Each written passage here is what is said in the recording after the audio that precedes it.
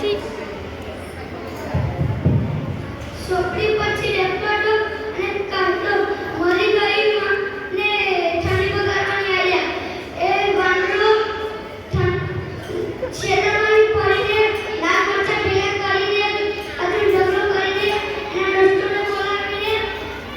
ઠંડી બગાડવા બોલાવ્યા અને ઠંડી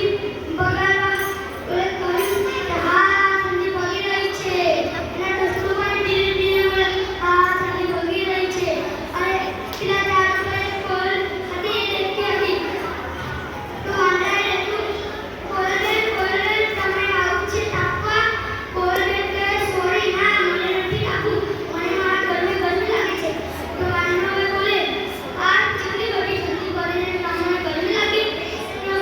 વાંદરાએ કશું ના બોલે અને બોલે કે તમે પણ તમારું ઘર બનાવી લેતા હો શિયાળામાં ઉનાળામાં અને ચોમાસામાં બચી શકાય તો વાંદરાએ તો વાત ના માને અને ધીરે ધીરે કરીને ઉનાળો આવ્યો ઝાડ ઉપર ઝાડે ઝાડી ઝાડે ફરતા ફરીએ છીએ ફરીએ છીએ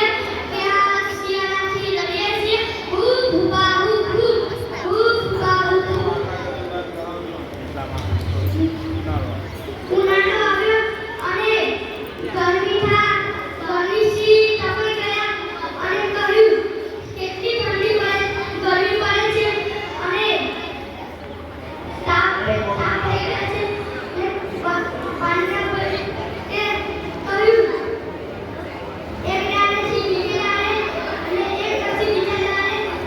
એક પછી ઝાડની નીચે રહીએ છીએ જાતી નીચે રહીએ છીએ ખુશી પવન નાખીએ છીએ ત્યાં ગરમીથી રહીએ છીએ હું ભૂપા હું ભૂપા હું આ જોઈને કોઈને કહે કે કોને તમે કોને તમારું ઘર બનાવી દો ને તો પાનાવટો માને નહીં અને કહ્યું કે હું સારું ઘર બનાવશું તો ગોલ્ડન કહે છે એટલે મને ઘર બનાવવું કહે છે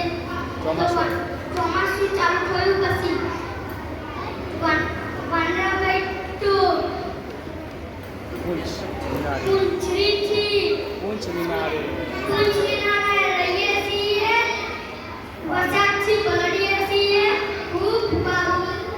વરસાદથી ક્યાં રહીએ છીએ વરસાદથી ક્યાં